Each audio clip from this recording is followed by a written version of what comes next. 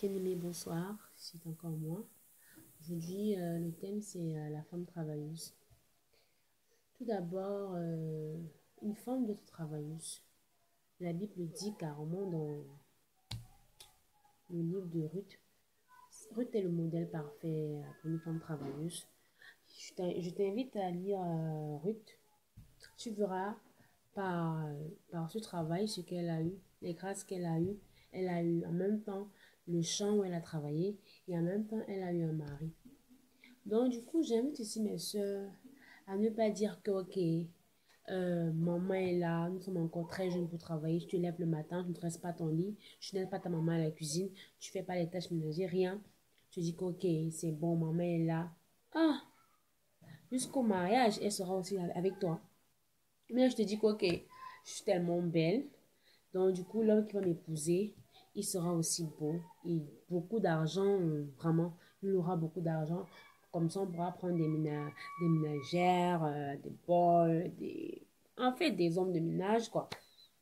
C'est vrai, ton homme peut être riche demain.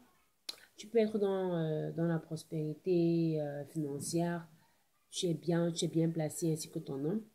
Mais de nos jours, est-ce que tu crois qu'un homme peut accepter que sa dame de ménage prépare la nourriture que lui veut manger alors qu'il sait qu'il a une femme à la maison? Pas du tout.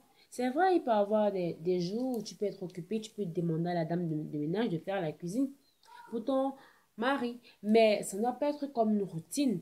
Quand même, si que tu veux sauver ton couple, c'est d'abord la première des choses, savoir préparer.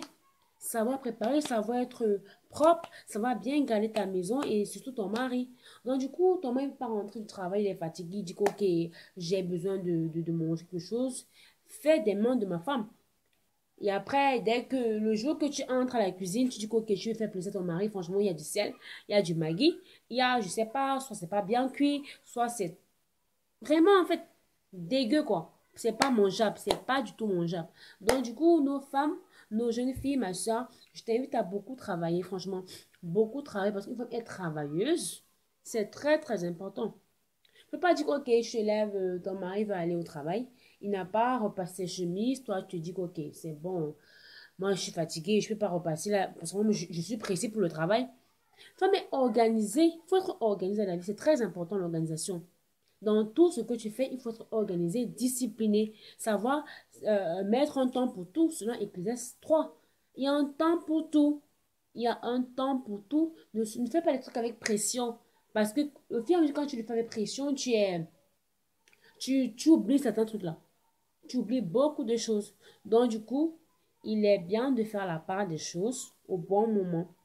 Alors, toi, ma soeur, maintenant, comme tu es encore jeune, ne dis pas que, ok, tu es pressé pour aller à l'école, tu es, comment on appelle ça, trop jeune, tu dois sortir tes ongles. Hey, ma chérie, tes ongles là, ça ne peut pas attendre d'abord. Bon, je peux pas, à cause de tes ongles, je peux pas faire la cuisine à ton mari. Tu peux pas laver les slips de ton mari. Tu peux pas égaler tes enfants. Hein? À cause de tu peux pas faire ça.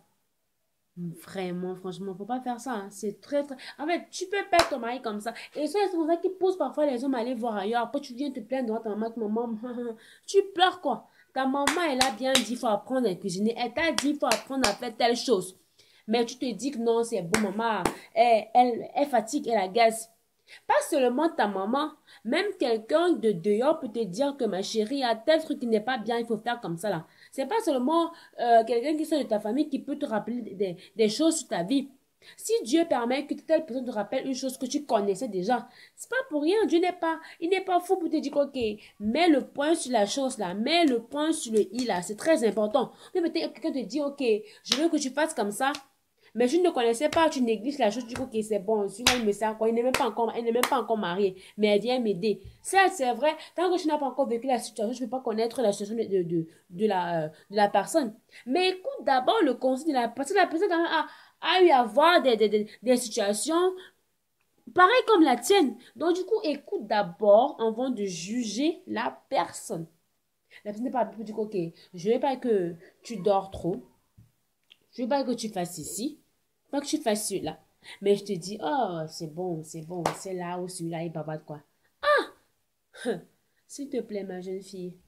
Moi, je suis encore très jeune. Très, très jeune. Et je sais que Dieu me réserve un très, très, très bon mari. Je le sais. J'ai foi en lui. J'ai confiance en lui. Je connais le Dieu que je sers. Donc, du coup, euh, je veux juste t'inviter à beaucoup travailler. Parce que il y a tellement de caractéristiques de la femme qu'il faut que nous portions en nous. Il ne faut pas que nous disions que, ok, nous sommes belles, ouais. Nous sommes craquantes, ouais. On sait s'habiller, ouais. Mais c'est pas ça que le mari mange. Pas du tout. Il ne mange pas ça. Selon moi, je peux te dire que c'est que tu n'es pas discrète, tu n'es pas travailleuse, tu n'es pas humble, tu n'es pas soumise, tu n'es pas propre, tu n'as pas une relation intime avec Dieu, tu n'es pas droit, tu n'es pas calme, tu es toujours en train de t'agiter pour rien. Est-ce qu'un homme peut accepter de voir sa femme en train de se quereller en route avec une autre femme? Quand même. Bien, peut-être tu vois ton mari avec, comment on appelle ça, ses collègues de travail. Tu n'es pas douce, tu viens dire, que, ok, chérie, c'est quoi? Ah, ma chérie, il y a une façon de parler à son homme. Une façon de parler à son homme. La façon dont tu lui parles à la maison, c'est pas la même façon que tu lui parler devant ses camarades, ni à ses collègues. Même à la maison, là, on a dit la femme doit être soumise. Soumise. On n'a pas dit qu'elle doit être soumise dans certaines places. Soumise. Partout là, tu es soumise. Pas, tu dis, ok, c'est bon, je vais être gentil parce que je veux obtenir quelque chose. Tu deviens la fille la plus saine, la plus douce du monde, la plus wow. Oh, ma chérie, s'il te plaît, de grâce. Prends ces piliers pour sauver ton couple demain. Ne néglige pas ça. Ne le néglige pas. Ne les néglige pas, s'il te plaît. Je ne connais pas la situation par laquelle tu traverses, mais laisse-moi te dire que peut-être il faut parfois regarder un peu, essayer un peu d'analyser ton couple, d'étudier ton couple. Tu dis, mais qu'est-ce qui ne marche pas? Est-ce que je ne suis pas propre? Est-ce que je ne suis pas travailleuse? Est-ce que je ne suis pas douce? Est-ce que je ne suis pas calme? Est-ce que je ne suis pas soumise? Est-ce que j'ai une relation avec Dieu? Est-ce que je ne suis pas humble? Je ne suis pas discrète? Parce que quand je parle de discrétion, c'est du genre, une femme ne doit pas exposer les situations de son couple dehors. Quand même. On a dit le linge, ça se lave en famille, la famille. On n'a pas dit les familles, tu vas prendre tes copines, ben c'est ta meilleure amie, tu vas raconter. Non, quand même. Quand même. Donc, du coup, la femme, elle est discrète. Ce que tu fais, mais ce que tu as fait avec ton homme, ça règle, ça, en fait, ça se règle entre vous. C'est bien, et comme ça, il y a une tonalité qui, je sais pas, qui renforce encore l'union. Donc, du coup, je te prie de respecter ces caractéristiques. Il y en a tellement, tellement, mais je sais que je vais commencer par ceci et j'espère que ça va bien t'aider. Et sur ce, je te souhaite de passer une très belle journée. Que le Saint-Esprit t'accompagne et t'aide vraiment dans ton mariage.